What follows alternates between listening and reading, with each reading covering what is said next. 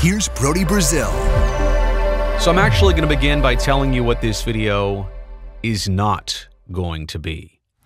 It's not going to be me coming to conclusions or pointing the finger or pretending like I have some extra special details that nobody else is aware of. None of that is the case. Everything is slowly developing and emerging, and we're just really starting to understand it. And on that note, what I can best provide is some bigger picture perspective to this situation with Shohei and Ippei and Major League Baseball and its connection with sports gambling, and in this case, wagering. Ippei Mizuhara is 39 years old. He's 10 years senior to Shohei. He began interpreting for Ohtani in 2018 when Shohei came to the United States, started playing for the Angels, and playing in Major League Baseball. You have to imagine how many days, hours, weeks straight these two have spent together. Clubhouses, hotels, airplanes, restaurants, hanging out, free time, work time, the good, the bad, the ugly, the great. These two have been connected now for a handful of years, and to the point where they even talked about brotherhood with each other. More than just being friends, they felt like siblings. Well, Ippei on this road trip to Seoul stated apparently to Dodger players inside the clubhouse that he had bet on sports. He also did the same thing in a 90-minute interview with ESPN. Everybody also claimed that Ohtani paid off $4.5 million of Mizuhara's debts for sports gambling. And it could have ended just there if this was all straightforward and if there was no speculation, but of course not. That's not how it ends. The headline reads, Dodgers fires Shohei Ohtani's interpreter amid allegation of massive theft. And here's an excerpt from it. Initially, a spokesman for Ohtani told ESPN the slugger had transferred the funds to cover Mizuhara's gambling debt. The spokesman presented Mizuhara to ESPN for a 90-minute interview Tuesday night, during which Mizuhara laid out his account in great detail. However, as ESPN prepared to publish the story Wednesday, the spokesman disavowed Mizuhara's account and said Ohtani's lawyers would issue a statement. Quote, in the course of responding to recent media inquiries, we discovered that Shohei has been the victim of a massive theft, and we are turning the matter over to the authorities, read the statement from Burke Brettler, LLP. Boy, this just escalated. I mean, if it wasn't interesting enough, it escalated even more. So here are my 5 big perspectives on all of this. Number one, this scandal, and it is a scandal, it's not going away for a while. I can instantly see what people expect, that Ohtani himself might have been the one doing sports betting, wagering on sports. And he's using his interpreter as the fall person. But even if sufficient evidence and proof and details and everything laid out is presented here, like tomorrow, this is not going away. People will doubt it. They will inspect it. They may not believe it, even if it is true, even if that's exactly how it all happened. And Shohei had nothing to do with it. He was trying to be a good citizen, a good friend, by paying off somebody's debt, one that he could definitely afford, that his interpreter likely could not. It just doesn't look good.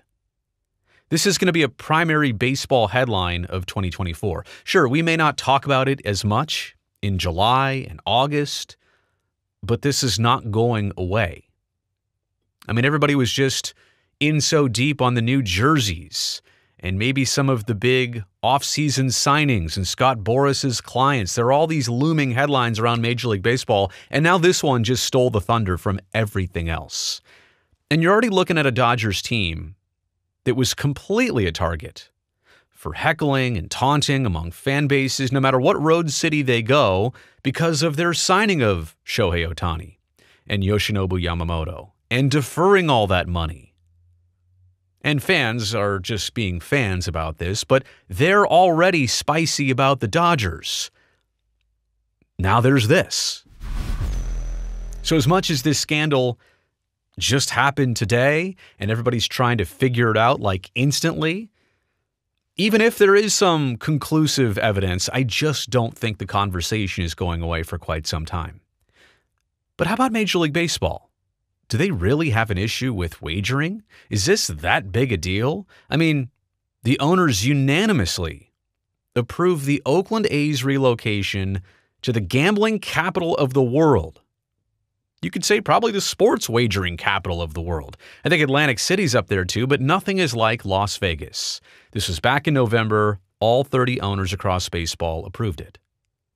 So how on one hand can you say it's fine for one of our teams to be located in the sports wagering capital of the world, yet we've got a huge problem with one of our players if they were participating or even paying off a debt for a friend? I mean, the commissioner, Rob Manfred, has intimately discussed the future of baseball intertwined with betting on it. For fans, obviously, not for the players, but for the fans. To the point where you'll be watching a broadcast and there will be ways for you to have information at your hand and an avenue at your hand to be able to bet on certain scenarios and situations. Baseball loves gambling. They can't wait to get even deeper into gambling. Now, it's not legal yet in the state of California, but it is in a lot of other states, and they can't wait for it to be across the board legal. Are we still pearl clutching? Decades after Pete Rose? Somebody bet on sports. We better keep them out of the Hall of Fame. We better banish them from baseball right now. I mean, is that literally what it comes down to? If they found Shohei guilty, which, I mean, how would you even do that? Again, this is going to be a conversation. That's going to be the ultimate penalty that probably won't be realized for 1 or 10 different reasons. But it's crazy that we're still so hyped up off sports betting, which I'll get into. Like, it's not that easy, especially if you were betting on some of your own games. It's not easy to pull that off, and I'll explain exactly why in just a second. But I do feel like baseball is clutching their pearls a little bit about sports betting on one hand, and then on the other hand, oh yeah, we want betting in our sport. We want it for our fans. We just don't want anybody else around it. Shohei Ohtani may never fully get away from this. And imagine how his life has been. Handful of years with the Angels, star player, gains a ton of notoriety. He's doing the unicorn thing on the big league level, went through a couple injuries, and then he signs the biggest sports contract in North American history with the Dodgers. Yeah, life's pretty good. But now, before his time even starts officially with the Dodgers, he's dealing with this. He's somebody who held a pretty clean and flawless image and reputation. And I don't know what were you thinking? Again, I'm not going to get too deep in the weeds on this, but if that is the case, and even you thought it would be a good idea for you, public figure, to pay off your friend's debts and be connected in that way, it just does not seem like an intelligent thing to do, knowing that you could get busted for this. Even if it is innocent and honest and the absolute friendliest thing you could do for somebody, why go there? You have so much to lose. You have a friendship to keep and maintain and gain. You want to bail your friend out. There's a way to help him out, probably without you, exactly you, being entirely connected.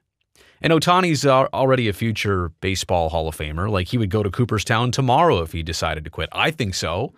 He's unique. He's doing something that hasn't been done since, like, literally Babe Ruth did it. But now, I mean, and if Ohtani goes in with these allegations, and where's Pete Rose? I mean, the Hall of Fame is the Hall of Fame. It's not everything. Certainly a ban from baseball, like if they implied or imposed that on Shohei anytime soon, that would be a much bigger deal, but obviously Cooperstown beckons too. But this whole instance, it might change Shohei's entire relationship with the media, in that they are doing this story on him, to him, with him, about him, however you want to say it, and he may hold that against them for the duration of his career. I do not know. Betting is interesting. Sports betting is interesting. Legal in some states, but not all.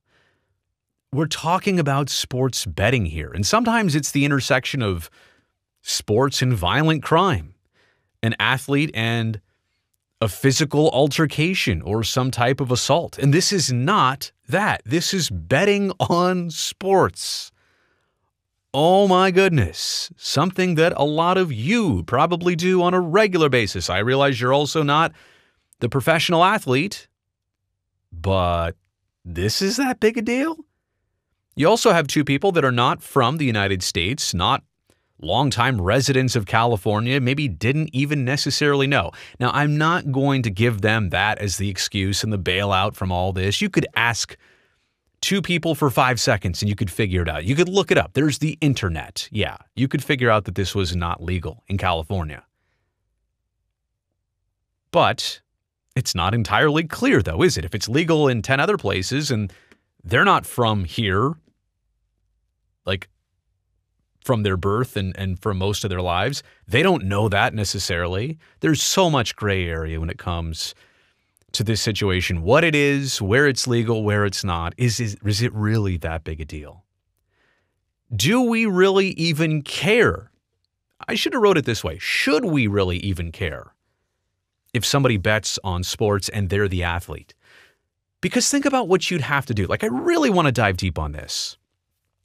You, the athlete, if you're betting on, let's say, your own games, other games, what does it matter? You're not participating in them. You're a spectator like everybody else. But even if you were betting on games that you were playing in, you'd have to not only make the wager and risk that not getting out, you'd have to actually negatively or positively or whatever you bet on, you'd have to be the difference maker in the game. Now, if Ohtani's pitching, sure, that could be it. But you'd have to do those two things, and you'd also have to do all of that without any teammates or coaches or people around you knowing or accusing you. Now, in the case of the 1918 Chicago White Sox and that betting scandal, they made the movie 8 Men Out about it. Like, there were multiple people involved, but if it's just one individual, you literally have to throw the game. If that's what you're betting on, right? To lose, your own team losing, you have to do that without any other teammates or coaches or anybody surrounding the team actually knowing or understanding, like, why is he performing like this? Something's off here. Something's obviously off. And how many times could that realistically continue? You might be able to pull it off once or twice a season or here or there. But if you start tanking on a regular basis to pay off and win or / lose the game but win the bets, people are going to catch on to, like, is this guy even trying anymore? Is he losing on purpose? Do you know what I'm saying? It's not that easy to be an athlete in this spot and to perform to get the result that you were betting on a consistent basis and actually win because of it. And that's why I'm here to say, like, do we really care? Is this that big a deal? Do we really care? Because it's so hard to pull this off that you can't even do it, like, more than once if you tried. Anyway, I've gone on too long. Again, I'm not pointing fingers who did this, who did that, who didn't do this, who's innocent, who's guilty. Quite honestly, this is kind of a mess right now. And it's probably going to develop. There'll be more details that come out. I actually feel bad for these two individuals. I take the human side. Probably still friends. Probably can't even talk to each other right now based on legal stuff, lawyers, everybody else involved. I mean, it's a really sad situation. It's unfortunate for Ohtani. Ippei probably, it's a consequence of losing a great job and a friendship maybe, and I don't know how you come back from that to any kind of similar role, but I just feel bad what this devolved into and how it all just kind of spilled out on the floor like a bunch of Lego bricks. And now it's for everybody to pick up the pieces and not step on some. So, rough times. Thumbs up since you made it here to the end of the video. I'd appreciate that. That'll help me in this channel. And by the way, if you've never seen me or this channel before, that's actually great.